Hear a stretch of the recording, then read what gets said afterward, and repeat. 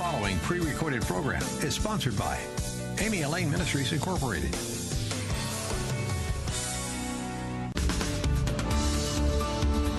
Get ready to go courageously and live victoriously as you move forward into the life God has prepared for you. Welcome to the Past to Power Show with your hosts, Amy Elaine Martinez and LaTan Roland Murphy, two friends, both devoted wives and moms who have a passion for Jesus and huge hearts for the broken. Amy Elaine is an inspirational speaker, author, and Bible teacher. LaTan is an award-winning author, sought-after speaker, and Bible teacher, too. Get ready for some real talk about real life and answers to how you can move beyond your past to live in God's power today. Now, here's your hosts, Amy Elaine and LaTan.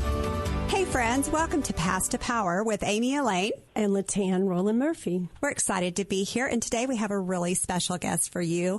We are going to be talking to Amy Grant. You all know and love her, and we're excited to talk to her about her story and what's going on in her life right now. Welcome to the show, Amy. Well, thank you. It's great to be with a circle of women. I poured myself a cup of coffee. I don't know what you guys are drinking, but... Oh, yeah, we've got our coffee, girl. Fantastic. Yeah, it's a must. Well, most of you listeners know who Amy Grant is. She is a gifted, beautiful woman of God with so much success under her belt that we don't even need to make mention of today. But we are so thankful for the light that she has been in the darkness. When I met you, I told Amy Elaine that your humility is so beautiful, and that's what is just such a thing that precedes you. And so this morning, we just want to give Amy Grant the opportunity to tell the listeners what she would like them to know about her in this season of life. Well, I think I would love to start by just describing where I am right now, actually physically right now. So I spent the night. I drove out to our farm. I bought a farm back in 1994. I'm sure I will never live here. It has a few old structures on it, little one-room cabins, an old barn, all those things built in the 1800s. And, I mean, do not picture Ralph Lauren. This is like Snakes and Mice with a lot of old, comfortable furniture, a lot of wool blankets. Anyway, no running water, an outhouse. Wow. But 5 Januaries ago, we started sharing the farm because people will visit the farm at all times of year and say, oh, I've always wanted a farm. Oh, I wish I had a place like this to get away. I'm looking at a farm. I'm thinking about buying acreage. And, knowing the upkeep, I always say, whoo, a little farm goes a long way. You can share a farm. And anyway, so it was January of 2017 that the idea came to me, actually in December, but we started in January, lighting an outdoor fire that's in a little semicircle of 3 little one-room structures. And it seemed like a crazy idea, but it just kind of came to me out of nowhere. And I thought, what if we light a fire and we invite people to come for 48 hours at a time, to come mid-afternoon, spend 2 nights, and then leave the following afternoon. And their only job is to keep that fire going. Wow. And we would supply things, coffee, tea, hot dogs, and we have a refrigerator, and camp cots and candles and firewood. And but just, so many times we don't do sort of out-of-the-norm experiences because the setup takes forever. I mean, just going on a camping trip, it's mostly packing and unpacking with a little camping in the middle. Anyway, and I just thought, why not? It's truly an ugly time of year in nature outside. It's a lot of wet, gray days, an occasional sunshine. Anyway, right. And so we lit the fire on December 31st, 2016. First 5 days of the year, torrential downpour. I had coerced a couple of friends to sign up. They were slugging through mud. Oh my. But I threw a journal out there, and when I arrived to be the 3rd firekeeper to brilliant sunshine, I read their journal entries, and they were so fascinating. It was like, it took me almost 12 hours just to stop spinning in my head.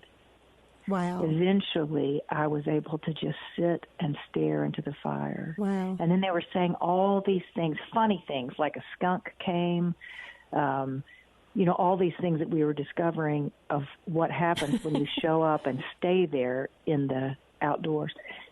And I thought, what if this lasts 3 weeks? That would be awesome. And anyway, we put the fire out May 1st. Wow.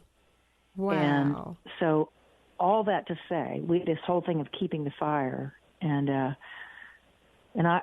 me, it does its own work. I just tell people, I hope you're reminded of fires in your own life that need tending. And while you're tending the fire, just ask for 3 things. And I use the word ask instead of pray because not everybody has the same vocabulary. But I just said ask for wisdom for our leaders. And by the way, we're on our 3rd president now, asking that request. Exactly. Ask for wisdom and compassion for our leaders and the presence of God to be felt in new and exciting ways around the world, and a deeper understanding of community. Wow, that's powerful.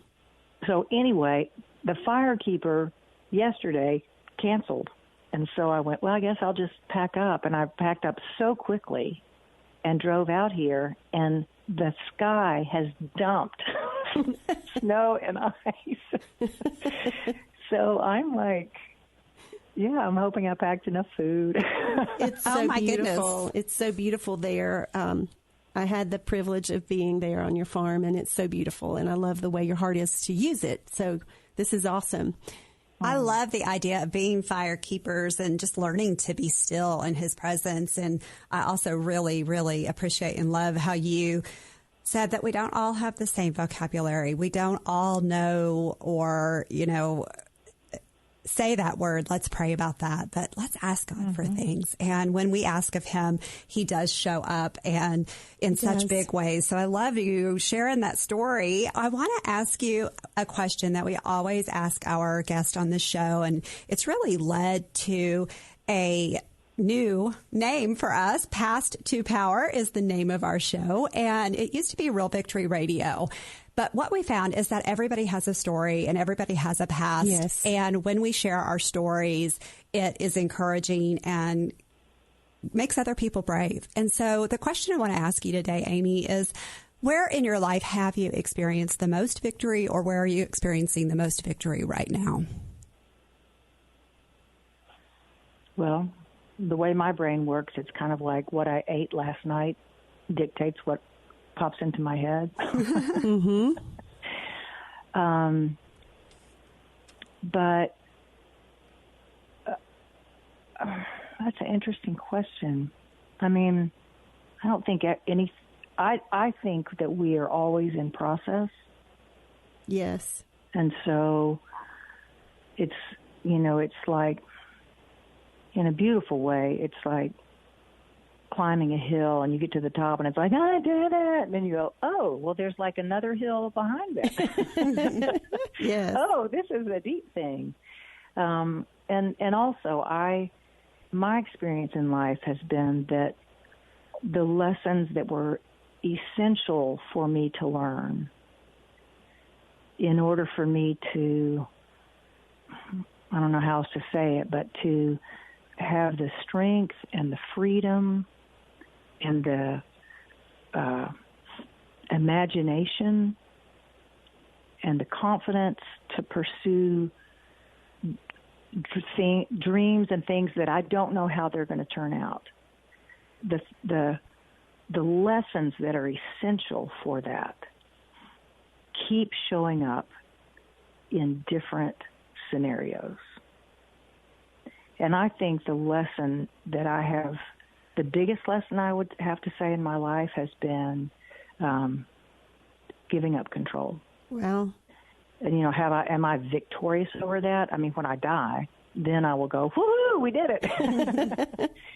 But I think I look at younger versions of myself and how I responded when I was not in